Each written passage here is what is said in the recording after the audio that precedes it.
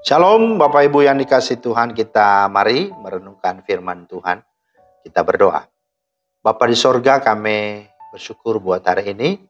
Kami ada karena anugerah-Mu. Kami mau melandasi hari ini dengan merenungkan firman-Mu lagi. Biarlah hikmat pengertian dari Roh Kudus menuntun dan menyertai hati dan seluruh hidup kami. Dalam nama Tuhan Yesus. Amin.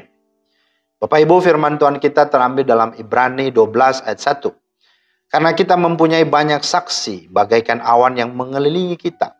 Marilah kita menanggalkan semua beban dan dosa yang begitu merintangi kita dan berlomba dengan tekun dalam perlombaan yang diwajibkan bagi kita.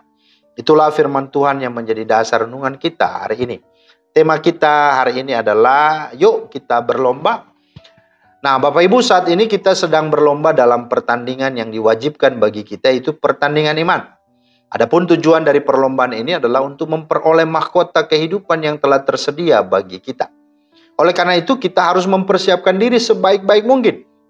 Sebab tanpa persiapan dan latihan intensif, kita tidak mungkin dapat bersaing dengan peserta lainnya. Kehidupan rohani pun ada latihannya, yaitu latihan ibadah.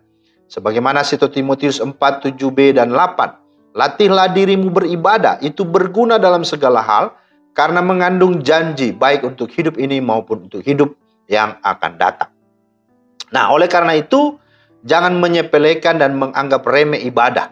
Lakukanlah dengan sungguh-sungguh dan setia. Ingat bahwa seorang atlet yang sedang bertanding pasti kondisi fisiknya kuat dan sehat karena beroleh asupan makanan yang bergizi. Nah, firman Tuhan adalah makanan untuk manusia rohani kita. Maka supaya kita bisa menjadi juara dan menang dalam perlombaan iman, dalam hidup ini, maka kita harus melakukan 3 hal. Yang pertama, mari kita arahkan pandangan kita kepada Tuhan Yesus Kristus. Ketika kita mulai berlari, arah pandangan kita harus lurus ke depan. Ayat 2 berkata, marilah kita melakukannya dengan mata yang tertuju kepada Yesus, yang memimpin kita dalam iman dan yang membawa iman itu kepada kesempurnaan. Artinya, pandang saja kepada Yesus. Jika Tuhan yang memimpin kita dan memegang kendali hidup kita, langkah hidup kita pasti terarah dan kita akan berhasil melewati setiap tantangan-tantangan yang ada. Yang kedua, melupakan apa yang ada di belakang. Seperti yang dilakukan oleh Rasul Paulus, aku melupakan apa yang telah di belakangku dan mengarahkan diri kepada apa yang di hadapanku dan berlari-lari pada tujuan untuk memperoleh hadiah, yaitu panggilan surgawi dari Allah dalam Kristus Yesus. Filipi 3, 13-14. Maka jangan sekali-sekali menoleh ke belakang supaya kita tetap bisa berkonsentrasi. Nah, kehidupan lama harus kita tinggalkan. Kita harus mengenakan manusia yang baru karena di dalam Kristus kita adalah ciptaan baru. Maka segala beban dan dosa haruslah benar-benar kita tanggalkan, karena itu dapat menjadi penghambat dan penghalang langkah kita dan seluruh perjuangan kita.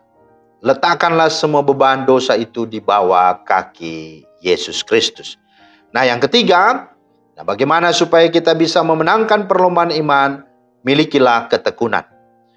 Saudara, tanpa ketekunan mustahil kita bisa meraih kemenangan. Ketekunan memiliki arti melakukan dengan rajin, melakukan dengan terus-menerus, dan dengan bersungguh-sungguh. Dengan setia melakukan kehendak Tuhan. Mahkota kehidupan disediakan Tuhan bagi orang-orang percaya yang dapat menyelesaikan perlombaan imannya sampai akhir, sampai mati.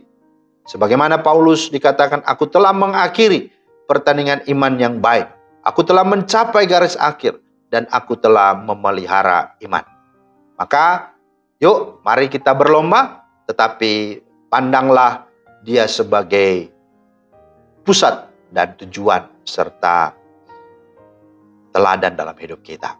Kiranya Tuhan memampukan dan membuat kita menang. Amin. Terima kasih Tuhan atas firman. Meteraikanlah dan mampukan kami Roh Kudus untuk memandang kehidupan ini sebagai sebuah perlombaan, sehingga kami boleh terus mempersiapkan diri, melatih diri untuk terus melakukan yang terbaik. Karena pada waktunya ada upah, ada berkat, ada reward yang Tuhan siapkan. Ampuni salah dosa kami, di dalam nama Yesus kami berdoa. Amin. Demikianlah firman Tuhan hari ini, kiranya menjadi berkat. Selamat beraktivitas, Tuhan Yesus memberkati. Shalom.